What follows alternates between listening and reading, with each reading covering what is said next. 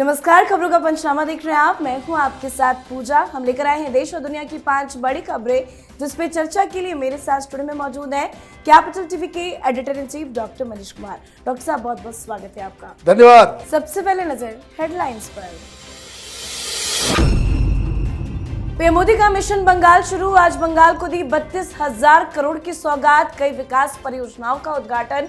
तो रैली को संबोधित कर टीएमसी पर बोला करारा हमला। नेशनल हेराल्ड केस में दिल्ली कोर्ट के आदेश के खिलाफ हाईकोर्ट पहुंची ईडी। तो अपने जर्मनी दौरे को लेकर फंसे राहुल गांधी। धार्मिक रंग ले रहा है नीतीश का हिजाब प्रकरण, मुस्लिम समुदाय ने बोला हमला। पाकिस्तान की भी एंट्री, जगह जगह सीएम नीतीश के खिलाफ प्रदर्शन और एफआईआर। बांग्लादेश में नहीं थम रहा बवाल, बढ़ती जा रही हिंसा की आग। तो वहीं सुपुर्दे खाक हुआ उस्मान हादी, नमाज जनाजा में उमड़ा जन सैलाब, यूनुस भी हुए शामिल। पाकिस्तान के पूर्व पीएम इमरान खान और पत्नी बुशरा बीबी को 17 साल की सजा, भ्रष्टाचार के मामले में आया कोर्ट का बड़ा फैसला। खबरों की शुरुआत में सबसे पहले बात पीएम मोदी के मिशन बंगाल की। बंगाल चुनाव का बिगुल आज पीएम मोदी ने फूंक दिया है। आज पीएम बंगाल दौरे पर रहे। हालांकि पीएम बंगाल में नादिया की ताहिरपुर में रैली के लिए पहुंचे थे, लेकिन लो विजिबिलिटी की वजह से उनका हेलीकॉप्टर लैंड नहीं कर पाया।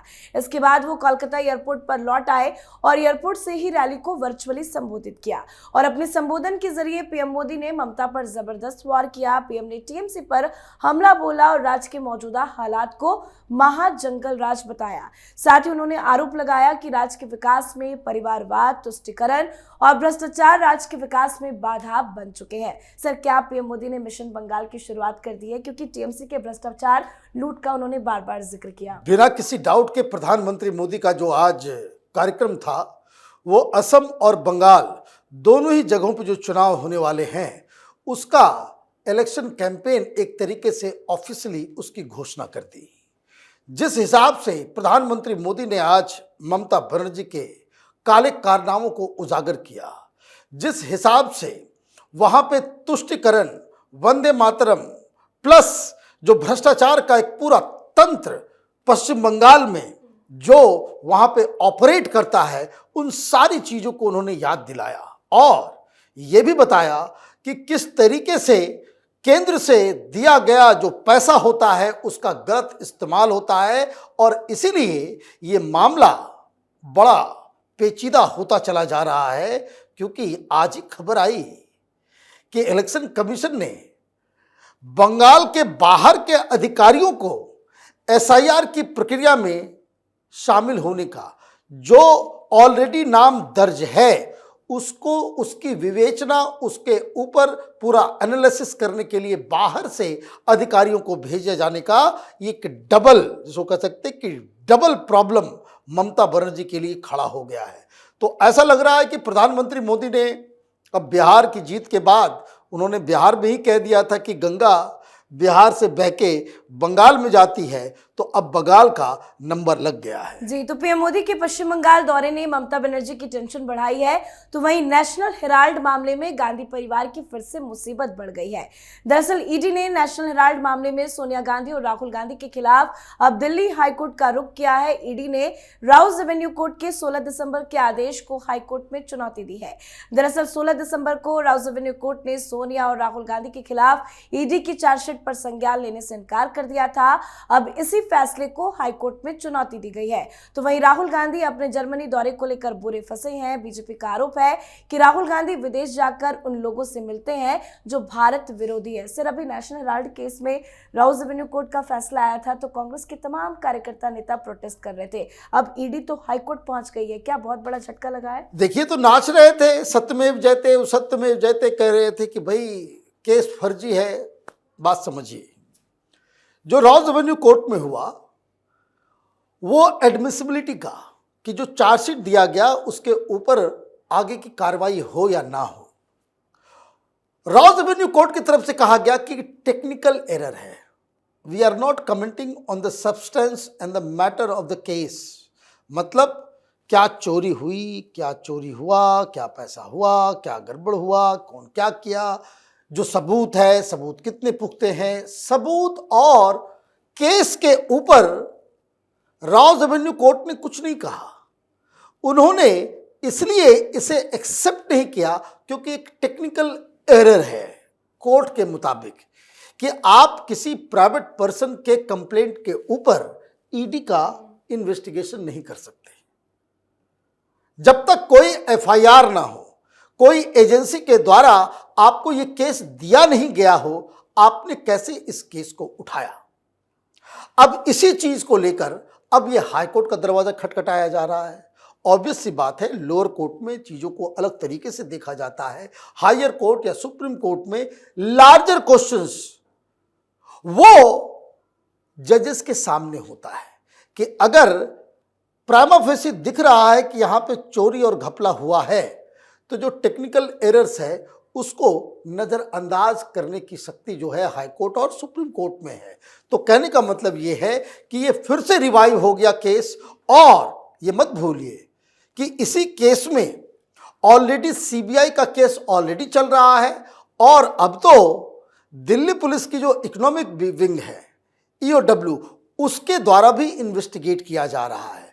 मतलब 3 जगहों पे अभी गांधी परिवार फंसा हुआ है। ये मामला सिर्फ ईडी को केस को लेकर के है। जी, तो नेशनल हेराल्ड केस गांधी परिवार का पीछा छोड़ता नजर नहीं आ रहा है, तो वहीं नीतीश कुमार का बुर्का विवाद गहराता जा रहा है। आयुष चिकित्सकों की नियुक्ति पत्र देने के कार्यक्रम में मुख्यमंत्री नीतीश कुमार द्वारा एक मुस्लिम डॉक्टर के चेहरे से हिजाब खींचने का मामला धीरे धीरे धार्मिक रंग ले चुका है। मुस्लिम संगठन काफी सक्रिय हो गए हैं, साथ ही पाकिस्तान और बांग्लादेश में विरोध प्रदर्शन भी किया जा रहा है।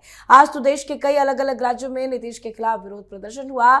जम्मू कश्मीर में सबसे ज्यादा बवाल मचा हुआ है। साथ ही अलग अलग थानाओं में नीतीश कुमार के खिलाफ एफआईआर भी दर्ज की गई है। सर, जगह जगह विरोध प्रदर्शन और एफआईआर, क्या नीतीश कुमार फंसते दिखाई दे रहे हैं? देखिए, ये ऑलरेडी कहना पड़ेगा कि उनसे जो हुआ वो गलत है, इसमें तो कोई डाउट है नहीं।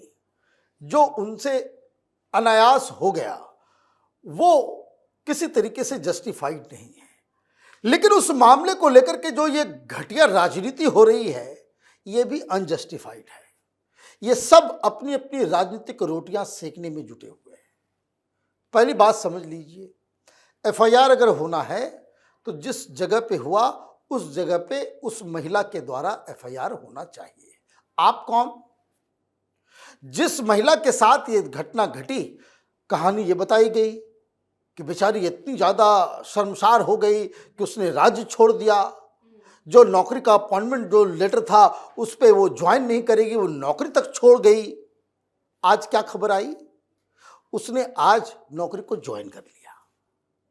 तो जो मेन इसमें एक्टर है वो तो कंप्लेन नहीं कर रही, वो तो एफआईआर नहीं दर्ज करा रही, वो तो नौकरी नहीं छोड़ रही, वो तो राज्य नहीं छोड़ रही, लेकिन उनके बिहाफ ये नेशनल इंटरनेशनल ये जिहादी गैंग जो है वो स्टार्ट हो गया है। अब समस्या बस इतना ही है, नीतीश कुमार अगर अभी इंडी गठबंधन में होते, कांग्रेस पार्टी के साथ होते, वामपंथियों के साथ होते, तो लोग इसे अलग ट्विस्ट दे दिए होते। उनकी गड़बड़ी ये है कि वो भारतीय जनता पार्टी के साथ हैं, मोदी के साथ हैं, इसलिए ये वक्फ गैंग, ये कांग्रेसी गैंग, ये लेफ्ट लिबरल कबाल, ये सब उनकी जान के पीछे पड़ा हुआ है। इस केस में नीतीश कुमार का बाल बांका भी नहीं हो पा। जी, अब बात बांग्लादेश की। बांग्लादेश में एक बार फिर उथल पुथल मची हुई है। बांग्लादेश में पिछले 3 दिनों से लगातार हिंसा जारी है।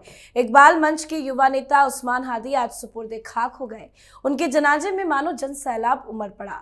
हजारों समर्थकों की भीड़ उनके अंतिम विदाई देने पहुंची। इस दौरान हादी के चाहने वालों ने इंसाफ के लिए नारे भी लगाए। बांग्लादेश की अंतरिम सरकार के मुख्य सलाहकार मोहम्मद यूनुस भी उस्मान हादी के नमाज जनाजा में शामिल हुए। इस दौरान उनके साथ सरकार के कई वरिष्ठ अधिकारी भी मौजूद रहे।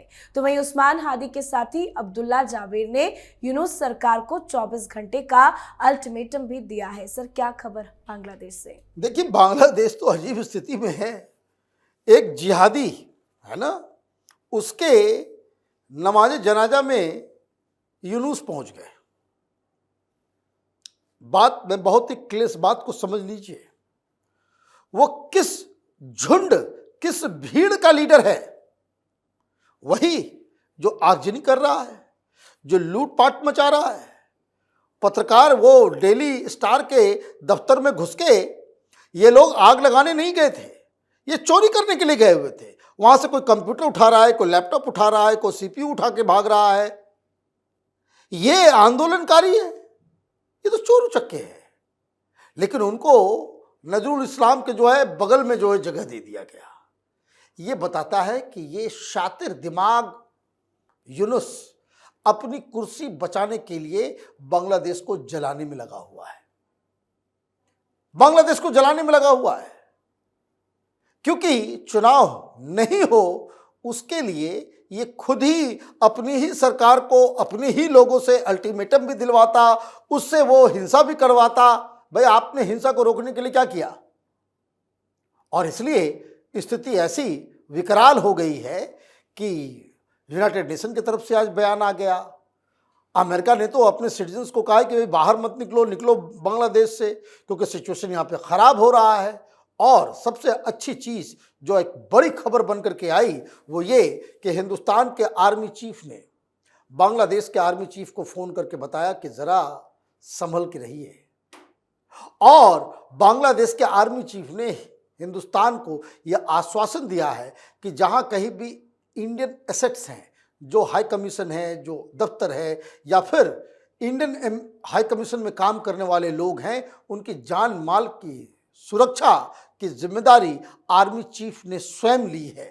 और अगर इसमें फिर कोई विघ्न उत्पन्न होगा तो हिंदुस्तान के पास एक्शन लेने के अलावा कोई दूसरा रास्ता नहीं बचेगा। जी, अब बात आज की आखिरी खबर की। एक पाकिस्तानी अदालत ने पूर्व प्रधानमंत्री इमरान खान और उनकी पत्नी बुशरा बीबी को 17 साल की कड़ी सजा सुनाई है। ये तोशाखाना जांच से जुड़ा एक अन्य मामला है जिसमें उन पर देश को मिले उपहारों की खरीद में गड़बड़ी करने का आरोप लगा था। इस फैसले का ऐलान आडियाला जेल रावलपिंडी की विशेष अदालत ने किया। इमरान खान फिलहाल इसी जेल में बंद है। 17 साल की जेल की सजा के अलावा इमरान खान और बुशरा बीबी पर 1.64 करोड़ पाकिस्तानी रुपए का जुर्माना भी लगाया गया है। क्या सर जानबूझ के इमरान खान को परेशान किया जा रहा? देखिए, तोशखाना क्या है? जब आप प्राइम मिनिस्टर होते हैं या राष्ट्रपति होते हैं या आप किसी सरकारी ओहदे पे होते हैं, उस दौरान जो आपको प्राइज मिलता है वो आप पर्सनल डिस्प्ले के लिए तो रख सकते हैं जब तक आप प्रधानमंत्री हैं, लेकिन उसके बाद वो सरकारी जगह पे उसको जमा किया जाता है। उसी को तोशखाना कहते हैं। हिंदुस्तान में भी वो सिस्टम है।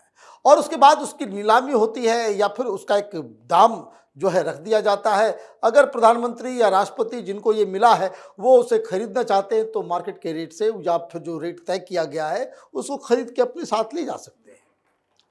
अब इनके ऊपर आरोप ये है कि आपको जो चीज़ें मिली आपने उसको बिना तोशखाना में रखे हुए आप लेकर के चले गए तो आप चोर हैं। और इसके लिए 17 साल की सजा। आप ही समझिए कि एक तो चलो भाई कुछ गड़बड़ हुई या कुछ हुआ होगा। भाई हिंदुस्तान में भी एक कांग्रेस जमाने में राष्ट्रपति बनी थी मैडम पाटिल। उनको जब राष्ट्रपति भवन खाली करने के लिए कहा गया वो सब ट्रक में सामान लेकर के चली गई। तो जेल नहीं कोई डालता है। उनको कहा कि लिस्ट दे दिया कि भाई ये सब सामान जो है वो वापस कर दीजिए, तो वो वापस हो गया, मामला खत्म हो गया।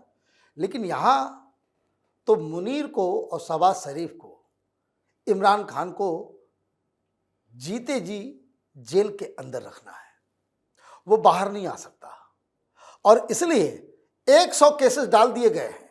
अभी तो एक में सजा हुई है, फिर दूसरे में सजा होगी, फिर तीसरे में सजा होगी। लेकिन किसी भी कीमत पे इमरान खान जेल से बाहर आ जाए, ये सिचुएशन ये लोग नहीं आने देना चाहते हैं, इसलिए उनको सजा दी गई है। जी, बहुत बहुत धन्यवाद सर बातचीत के लिए। धन्यवाद। तो खबरों का पंचनामा में आज के लिए फिलहाल इतना ही। देश विदेश की बाकी खबरों और उनके सटीक एनालिसिस के लिए देखते रहिए कैपिटल टीवी। हमें लाइक कीजिए, शेयर कीजिए और कैपिटल टीवी को सब्सक्राइब कीजिए। नमस्कार।